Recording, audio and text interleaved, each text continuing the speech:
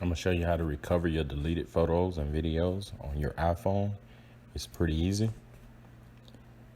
Okay, what I'm gonna do, I'm gonna go to photos and I'm gonna go to one of my photos I have, and down there on the right, I'm gonna hit delete photo.